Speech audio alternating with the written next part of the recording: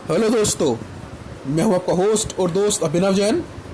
आपका फिर से स्वागत करता हूं अपने YouTube चैनल ट्रू इंजीनियर्स पर, जहां पर मैं आपके लिए आज लेकर आया हूं इंटरव्यू सीरीज़ की तीसरी वीडियो, हीट एक्सचेंजर्स। आपको विदित है, आपको पता है कि हमारी इंटरव्यू सीरीज़ चल रही है। उसी सीरीज़ में आज की जो वीडियो है वो लेके आया हूँ मैं आपके लिए हीट एक्सचेंजर्स के रूप में। और ये वीडियो ख़ास तौर से PSUs और जो दूसरी कंपनीज़ हैं उनमें इंटरव्यू जब होता है कैंडिडेट का, तो उसको ध्यान में रख के बनाई गई है। इंटरव्यू सीरीज़ मैंने इसलिए शुरू करी थी कि जो हमारे एस्पिरेंट्स या फाइनल ईयर बीटेक के हों चाहे डिप्लोमा के हों, वो अब जाएंगे इंटरव्यू देने, तो उन्हें पता होना चाहिए कि जो इंटरव्यूअर है वो उनसे किस तरह के क्वेश्चंस पूछ सकता है। तो पहली वीडियो मैंने बनाई थी पाइपिंग के ऊपर, पाइप साइज, पाइप शेड्यूल के ऊपर, NPS। दूसरी वीडियो बनाई डिस्टिलेशन के ऊपर, और आज तीसरी वीडियो लेके आया हूं मैं हीट एक्सचेंजर के ऊपर। वीडियो शुरू करने से पहले आप सभी से रिक्वेस्ट है कि मेरे चैनल ट्रू इंजीनियर्स आप सब्सक्राइब करें और बेल आइकन ज़रूर दबाएं, जिससे आने वाले सभी वीडियोस के नोटिफिकेशन आपको मिलते रहें। और साथ साथ वीडियो को लाइक करें, कमेंट करें, शेयर करें। आपको कोई भी प्रॉब्लम है किसी भी टॉपिक में जो मैं समझा रहा हूं या जो आप मुझे पूछना चाहते हैं, वो आप मुझे कमेंट कर सकते हैं। कोशिश करूंगा कि आपके जो सवाल है, आपके डाउट है, वो क्लियर कर सकूं, उनका जवाब मैं दे सकूं। तो चलिए शुरू करते हैं वीडियो, हीट एक्सचेंजर्स। जब आप इंटरव्यू देने जा रहे हैं और आपने कहा इंटरव्यू में कि आपका फेवरेट सब्जेक्ट हीट एक्सचेंजर है, तो यकीन माने ऐसा नहीं हो सकता कि इंटरव्यूअर आपसे हीट एक्सचेंजर्स के बारे में ना पूछे। Heat exchanger chemical process industry का एक इंटीग्रल पार्ट है। लगभग सभी इंडस्ट्रीज में हीट एक्सचेंजर यूज होगा ही होगा। तो जो इंटरव्यूअर आप सामने बैठा है वो आपसे अलग अलग तरह के सवाल पूछ सकता है, और जो सवाल है वो जनरली क्या होंगे, हीट एक्सचेंजर क्या होता है, हीट एक्सचेंजर के यूजेस क्या हैं, different types of heat exchanger, किस कंडीशन में कौन सा हीट एक्सचेंजर यूज होता है, फ्लो पैटर्न क्या होगा हीट एक्सचेंजर में, या काउंटर करंट होगा या को करंट होगा, ट्यूब्स कैसे कैलकुलेट की जाती हैं, ट्यूब्स का डायमीटर क्या होगा। ये सब वीडियो, ये जो सब हमने इस वीडियो में टॉप पॉइंट्स डिस्कस किए हैं। तो चलिए शुरू करते हैं वीडियो। तो सबसे पहले, व्हाट इज हीट एक्सचेंजर। मैंने HE दिखाया है, HE मतलब हीट एक्सचेंजर ही है। हीट एक्सचेंजर एक वो डिवाइस है जो हीट को प्रोसेस स्ट्रीम में ट्रांसफर करने के लिए काम आता है या रिकवर करने का काम आता है। यानी कि हॉट फ्लूइड से कोल्ड फ्लूइड में हीट को ट्रांसफर करने के काम आता है, या कोई प्रोसेस स्ट्रीम जा रही है उससे हमें हीट को एक्सट्रैक्ट करना है, हीट को निकालना है, तब भी हम हीट एक्सचेंजर का यूज करते हैं। हीट एक्सचेंजर की डिफरेंट फॉर्म्स हैं। ये भी बहुत बार पूछा जाता है कि हीट एक्सचेंजर किस किस फॉर्म में यूज होता है, तो उन फॉर्म्स को जान लेते हैं। जैसे हीटर भी एक हीट एक्सचेंजर है, और वो स्पेसिफिकली हीटिंग, प्रोसेस फ्लूइड की हीटिंग के लिए यूज होता है। और हीटिंग के लिए जनरली हम स्टीम को यूज करते हैं। कूलर भी एक तरह का हीट एक्सचेंजर ही है। वो प्रोसेस फ्लूइड की कूलिंग के लिए यूज होता है। जो हम कूलिंग वाटर यूज करते हैं कूलिंग पर्पस के लिए। अगर आपसे पूछा जाता है क्या हम एयर को यूज कर सकते हैं, हाँ बिल्कुल हम एयर को यूज कर सकते हैं कूलिंग पर्पस के लिए, लेकिन एयर का हीट ट्रांसफर कोफिशिएंट वाटर के कंपैरिजन में बहुत कम होता है। इसलिए अगर डिजायर्ड कूलिंग हमें चाहिए और हम एयर को यूज कर रहे हैं, तो हमारा एरिया बहुत ज्यादा बढ़ जाएगा, area required for heat transfer बहुत ज्यादा बढ़ जाएगा। इसलिए वाटर इजीली अवेलेबल है, अबंडेंटली अवेलेबल है, हीट ट्रांसफर कोफिशिएंट भी ज्यादा है, इसलिए हम वाटर को यूज करते हैं। कंडेंसर आपको पता है फेज चेंज में काम आता है। वो वेपर फेज को लिक्विड फेज में कन्वर्ट करता है, तो ये लेटेंट हीट को रिमूव करने में काम आता है। हीटर और कूलर जो है वहां सिर्फ सेंसिबल हीट का चेंज होता है। जो कंडेंसर है उसमें लेटेंट हीट का चेंज होता है। Evaporator is also a form of heat exchanger, जहां पर हम फीड सॉल्यूशन को कंसंट्रेट करते हैं। इवेपोरेटर में वाटर का इवेपोरेशन होता है। अगर वाटर की जगह किसी और सॉल्वेंट इवेपोरेशन होता है तो उसे हम वेपोराइजर कहते हैं। हमने नीचे दिखाया भी है vaporizer. If any liquid other than water is used in evaporator then it is known as vaporizer. तो ये डिफरेंस ध्यान रखिएगा, इवेपोरेटर वेपोराइजर में क्या डिफरेंस होता है। रिबॉयलर, आपको पता है रिबॉयलर हम डिस्टिलेशन कॉलम में यूज करते हैं, तो to supply heat requirement in distillation reboiler is used. Reboiler दो तरह का होता है, केटल टाइप और थर्मोसाइफॉन टाइप। जो केटल टाइप रिबॉयलर होता है वो एक पार्शियल रिबॉयलर होता है, डिस्टिलेशन कॉलम में इसको as a ideal stage count किया जाता है। और जो थर्मोसाइफॉन टाइप होता है वो टोटल रिबॉयलर होता है, उसको हम एज अ स्टेज काउंट नहीं करते हैं। तो डिफरेंट फॉर्म्स है हीट एक्सचेंजर के, इनको आप याद रखिएगा। टाइप्स की बात करते हैं हीट एक्सचेंजर के, तो parallel flow, counter flow heat exchanger, finned and unfinned, double pipe, shell and tube, single pass state, two pass state heat exchangers, plate and frame heat exchangers, plate fin heat exchangers. तो ये different type के heat exchangers हैं, और भी बहुत तरह के heat exchangers हो सकते हैं। तो आपको कुछ 5-6 नाम जरूर याद कर लें कि हीट एक्सचेंजर के कौन कौन से टाइप्स होते हैं। हम पहले बात करते हैं डबल पाइप हीट एक्सचेंजर की। देखिए आपको उसमें डायग्राम दिख रहा है साइड में। डबल पाइप हीट एक्सचेंजर में जो एक यू है, जो हमारा यू बन रहा है, इसे हेयर पिन अरेंजमेंट कहते हैं। क्या कहते हैं? Hairpin arrangement. ये डबल पाइप हीट एक्सचेंजर होता है, इसमें एक जो फ्लूइड है हमारा वो ट्यूब में फ्लो करेगा, और जो सेल साइड फ्लूइड है वो एनुलस जो बन रहा है ट्यूब के ऊपर, जो सरफेस है, जो एनुलस बन रहा है, एम्प्टी स्पेस बन रहा है, उसमें फ्लो करेगा। इन हीट एक्सचेंजर के यूज वही कर सकते हैं जहां पर हमें हीट ट्रांसफर एरिया, जो हमें चाहिए हीट ट्रांसफर एरिया, वो कम हो। इनके एडवांटेज क्या है? इजीली असेंबल हो सकते हैं और कंस्ट्रक्ट करना इनको आसान है। लेकिन क्योंकि इसमें हमें हीट ट्रांसफर एरिया ज्यादा नहीं मिलता है तो उनको इंडस्ट्री यूज नहीं करते हैं। एक डिसएडवांटेज क्या है, क्योंकि बोल्ट्स वगैरह इसमें फिटिंग्स वगैरह लगी होती हैं काफी, तो लीकेज के चांसेस बहुत ज्यादा होते हैं। अच्छा, जो मैंने बताया था आपको, यू बताया था, यू की जो ऊपर का जो एक तरफ की लेंथ होती है उसे कहते हैं leg, one leg of you, और जो नीचे वाली लेग होगा उसे कहते हैं सेकंड लेग। तो इफेक्टिव लेंथ एक लेग की जो होती है वो 20 फीट हो सकती है, ज्यादा हो सकती है, लेकिन 20 फीट की लेंथ हम जनरली यूज करते हैं। 20 फीट से ज्यादा यूज नहीं करते, क्योंकि इससे ज्यादा अगर हम यूज करेंगे तो हमारे स्ट्रक्चरल प्रॉब्लम्स होंगी, ये फिर और फिटिंग्स वगैरह आ जाएंगी, ड्रॉप, प्रेशर ड्रॉप होगा, लीकेज के चांसेस बढ़ेंगे। तो इस वजह से हम 20 फीट तक की लेंथ को ही यूज करते हैं। जो हमारा फ्लूइड एनुलस में फ्लो करता है उसके लिए हम इक्विवेलेंट डायमीटर कैलकुलेट करते हैं। ये बहुत इंपॉर्टेंट कॉन्सेप्ट है, बहुत जगह आप इसको यूज करेंगे। इक्विवेलेंट डायमीटर हमारा होता है 4 इंटू हाइड्रोलिक रेडियस, और हाइड्रोलिक रेडियस होती है हमारे flow area divide by wetted parameter. Equivalent diameter हम दो केस में कैलकुलेट करते हैं, एक तो हीट ट्रांसफर एरिया कैलकुलेट करने में और एक प्रेशर ड्रॉप कैलकुलेट करने में। दोनों में क्या डिफरेंस आएगा डी इक्विवेलेंट में, हम वो देख लेते हैं नेक्स्ट।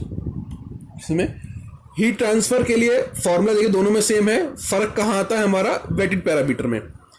फ्लो एरिया दोनों के लिए सेम है, pi D square minus D one square by 4, लेकिन वेटेड पैरामीटर जो होगा हीट ट्रांसफर एरिया में वो हो जाएगा पाई डी वन, और प्रेशर ड्रॉप जो होगा वो होगा pi D one plus D two. इस चीज का आप ध्यान रखें कि जब आप प्रेशर ड्रॉप कैलकुलेट कर रहे हैं तो weighted parameter pi D one plus D two होगा, और जब हीट ट्रांसफर के लिए आप डायमीटर डी इक्विवेलेंट कैलकुलेट कर रहे हैं, इक्विवेलेंट डायमीटर कैलकुलेट कर रहे हैं, तो उसमें जो हमारा वेटेड पैरामीटर होगा पाई डी वन होगा। अब बात करते हैं सबसे ज्यादा यूज होने वाले shell and tube heat exchanger की।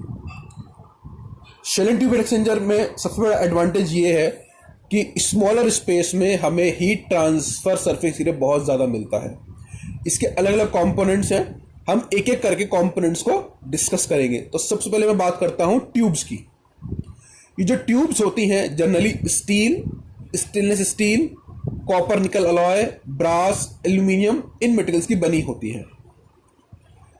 ब्रिबिंगम वायर गॉज या ट्यूब गेज भी कहते हैं, इससे हमें ट्यूब की थिकनेस के बारे में पता चलता है। अगर हम आउटर डायमीटर फिक्स कर दें और बर्मिंघम वायर गेज बढ़ाते जाएं तो ट्यूब की थिकनेस भी बढ़ती जाएगी। जनरली जो आउटर डायमीटर होता है ट्यूब का वो 0.75 से 1 इंच के बीच में होता है। मैं आपसे ये नहीं करूँ कि आप इनको मगअप कीजिए, लेकिन आपको एक आइडिया होना चाहिए कि ट्यूब का डायमीटर कितना हो सकता है। अब कोई ये ना कह दे 5 इंच, 8 इंच, 10 इंच, नहीं, इतना डायमीटर नहीं होता। एक रीजनेबल आंसर आपको देना चाहिए, ठीक है। और दूसरा, मैं आपको ये जो वीडियो बनाई है मैं आपको सिर्फ इंटरव्यू में जो क्वेश्चंस पूछे जा सकते हैं उसके बारे में डिस्कस कर रहा हूं। मैं इसमें आपको कोई डेरिवेशन नहीं करा रहा हूं, इसमें आपको कोई रेक्टिफिकेशन नहीं करवा रहा हूं। सिर्फ वो चीजें मैं आपको बता रहा हूं जो आपको इंटरव्यू में जब आप जाए तो पता होनी चाहिए। ट्यूब पिच क्या होती है? सबसे पहले ये छोटी छोटी डेफिनेशंस हैं। देखिए, जिस प्लेट में ट्यूब्स को फिक्स किया जाता है उन्हें ट्यूब शीट कहते हैं, ठीक है। और दो एडजेसेंट ट्यूब्स के बीच में जो क्लोजेस्ट स्पेस होता है उसे हम क्लियरेंस कहते हैं, ठीक है। ट्यूब शीट और क्लियरेंस, दो ट्यूब के जिस प्लेट में ट्यूब्स लगाई जाती हैं उसे ट्यूब शीट कहते हैं, और दो एडजेसेंट ट्यूब के बीच में जो क्लोजेस्ट डिस्टेंस होता है उसे हम क्या कहते हैं? क्लियरेंस कहते हैं। और दो ट्यूब के बीच में जो सेंटर टू सेंटर डिस्टेंस होता है उसे ट्यूब पिच कहते हैं। यानी कि centre to centre distance between two tubes is called tube pitch. Tube pitch दो तरह की होती है, square pitch and triangular pitch. Square pitch की कुछ एडवांटेजेस भी हैं, जैसे इनकी एक्सटर्नल क्लीनिंग आसान होती है और इनमें प्रेशर ड्रॉप कम होता है। तो यह एडवांटेज है स्क्वायर पिच की। दोनों के डायग्राम्स आपको दिखाएंगे, ट्रायंगुलर पिच का भी और स्क्वायर पिच का भी। इसमें ट्यूब पिच को ST से डिनोट किया गया है और D नॉट है हमारा outer diameter of the tube. Shell की बात करते हैं। जो शेल है जनरली स्टील का बना होता है। इसका इनर डायमीटर जो होता है वो 12 इंच से 24 इंच के बीच में होता है। वॉल थिकनेस जो होती है जनरली वो 3/8 इंच की होती है, और ये जो है थिकनेस है ये 300 PSI के प्रेशर के लिए सफिशिएंट होती है, प्रेशर ड्रॉप के लिए।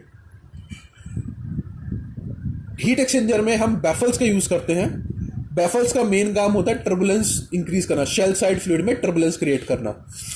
टर्बुलेंस इंक्रीज होगी तो वेलोसिटी इंक्रीज होगी, वेलोसिटी इंक्रीज होगी तो हमारा हीट ट्रांसफर जो कोफिशिएंट होता है वो वेलोसिटी के प्रोपोर्शनल होता है। H is proportional to V की पावर समथिंग 0.8। तो जैसे वेलोसिटी इंक्रीज करेगी हमारा हीट ट्रांसफर कोफिशिएंट भी बढ़ जाएगा। दूसरा काम होता है बैफल्स का ट्यूब बंडल को सपोर्ट करना। जगह जगह बैफल्स लगाए जाते हैं तो वो ट्यूब्स के जो बंडल होता है उसको सपोर्ट भी करते हैं, यानी कि स्ट्रक्चरल स्ट्रेंथ भी प्रोवाइड कराते हैं। इसके बाद आता है हमारा बैफल स्पेसिंग। दो बैफल के बीच का जो सेंटर टू सेंटर डिस्टेंस होता है उसे बैफल पिच या बैफल स्पेसिंग कहते हैं। मैक्सिमम बैफल स्पेसिंग शेल के इनर डायमीटर के बराबर हो सकती है, और मिनिमम जो होती है वो इनर डायमीटर के 0.2 टाइम्स यानी कि ID/5 हो सकती है। अगर बैफल स्पेसिंग डिक्रीज करेगी तो प्रेशर ड्रॉप हमारा इंक्रीज करेगा, लेकिन साथ ही साथ वेलोसिटी इंक्रीज करेगी और हीट ट्रांसफर कोफिशिएंट भी हमारा इंक्रीज करेगा। इसके बाद आता है ट्यूब पास। आपने बहुत बार पढ़ा होगा 1-2 shell and tube heat exchanger, 2-4। तो इसका मतलब होता है 1-2 का मतलब होता है 1 shell pass and 2 tube pass. Tube pass को हम इंक्रीज करते हैं पार्टीशन प्लेट लगा करके, और जैसे जैसे ट्यूब पास इंक्रीज करता है ट्यूब साइड फ्लूइड की वेलोसिटी इंक्रीज करती है, जिससे हमारा हीट ट्रांसफर कोफिशिएंट बढ़ता है और स्केल फॉर्मेशन के चांसेस कम होते हैं। स्केल तभी बनेगा जब फ्लूइड रुकेगा, और फ्लूइड की वेलोसिटी ज्यादा होगी, वो रुकेगा नहीं, तो स्केल के चांसेस, फॉर्मेशन के चांसेस कम होंगे। ये हमने shell and tube heat exchanger discuss करा। अब इसके बाद कुछ जनरल टॉपिक्स डिस्कस कर लेते हैं, जैसे काउंटर करंट और को करंट हीट एक्सचेंजर में कौन सा यूज करना चाहिए, क्या एडवांटेज है काउंटर करंट की। तो सबसे पहले जो LMTD होता है, लॉगरिथमिक मीन टेम्परेचर डिफरेंस, वो काउंटर करंट के लिए ज्यादा होता है, इसीलिए जो हीट ट्रांसफर एरिया रिक्वायर्ड होता है वो कम हो जाता है। इसीलिए ये इकोनॉमिकल होते हैं। तो generally counter flow heat exchanger जो है वो यूज़ किए जाते हैं। सबसे इंपॉर्टेंट टॉपिक इसमें आता है सिलेक्शन ऑफ फ्लूइड्स, कि कौन सा फ्लूइड हमारा ट्यूब साइड में जाएगा और कौन सा फ्लूइड हमारा शेल साइड में जाएगा। तो कोरोसिव फ्लूइड्स जो होंगे वो ट्यूब साइड में जाएगा, क्योंकि ट्यूब को रिप्लेस करना आसान है एज कंपेयर टू शेल। ऐसे ही कूलिंग वाटर हुआ, फॉलिंग फ्लूइड्स हुआ, लेस विस्कस फ्लूइड्स हुए, हाई प्रेशर स्टीम हुई, वो सब ट्यूब साइड फ्लूइड्स हैं, वो ट्यूब में फ्लो करेंगे। नॉन कोरोसिव कंडेंसिंग वेपर्स वो शेल साइड में जाएंगी, लेकिन अगर वो कोरोसिव है तो वो भी वापस ट्यूब साइड में ही जाएंगी। High viscous fluids shell side में जाएगा, हॉट फ्लूइड जो है वो शेल साइड में फ्लो करेंगे।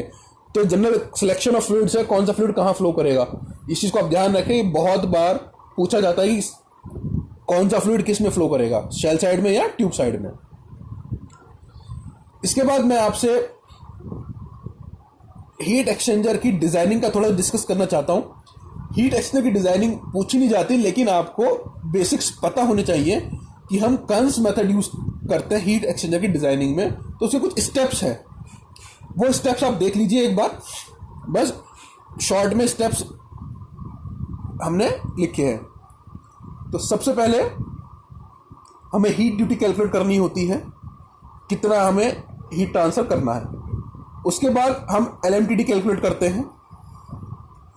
इसके बाद हम U जो हमारा ओवरऑल हीट ट्रांसफर कोफिशिएंट है उसको कैलकुलेट करते हैं, और इसको कैलकुलेट करते हैं हीट एंड ट्रायल मेथड से और लिटरेचर से एज्यूम करते हैं। इसके बाद Q equal to UA delta TLM से हम हीट ट्रांसफर एरिया कैलकुलेट करते हैं। अब ये मान के चलते हैं कि स्टैंडर्ड ट्यूब्स यूज हो रही हैं, हमें एक ट्यूब का लेंथ और डायमीटर पता है। लेंथ और डायमीटर पता है तो हमें एक ट्यूब का एरिया भी पता चल जाएगा। टोटल एरिया हमारे पास हमने ऊपर कैलकुलेट किया है, तो इससे हम टोटल नंबर ऑफ ट्यूब्स जो हमें चाहिए वो हम कैलकुलेट कर लेते हैं। इसके बाद हम क्या करते हैं, ट्यूब साइड फ्लूइड की वेलोसिटी फिक्स करते हैं और ट्यूब पासेस को कैलकुलेट करते हैं। डिफरेंट कोरिलेशन जैसे सीडेटेट वगैरह इनको यूज करते हैं हम, और दोबारा से ट्यूब साइड और shell side heat transfer coefficient निकालते हैं, और फिर दोबारा से हम U को कैलकुलेट करते हैं। इसके बाद जो हमने थर्ड स्टेप में U निकाला था या U एज्यूम किया था, उसको सेवेंथ स्टेप में जो हमने U निकाला उसके साथ कंपेयर करते हैं। अगर दोनों वैल्यूज कंपेरेबल है तो ठीक है, अगर डिफरेंस ज़्यादा है तो हम थर्ड स्टेप से दोबारा प्रोसीड करेंगे, दोबारा से एज्यूम करेंगे U को, फिर Q निकालेंगे, वो सब A निकालेंगे, वो सब प्रोसेस हमारी दोबारा से रिपीट होंगी। इतना करने के बाद जब दोनों वैल्यूज कंपेरेबल आ जाएंगी U की, इसके बाद हम प्रेशर ड्रॉप की कैलकुलेशंस करते हैं।